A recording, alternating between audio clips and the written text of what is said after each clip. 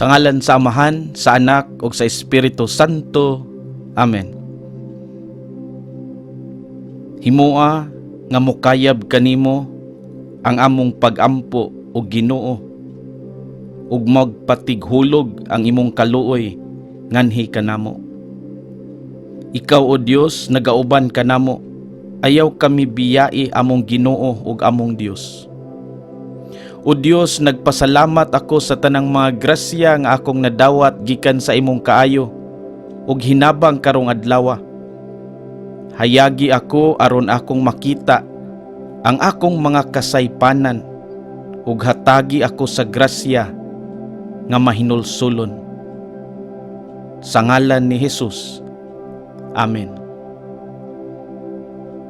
Sa ngalan sa Amahan, sa Anak ug sa Espiritu Santo. Amen.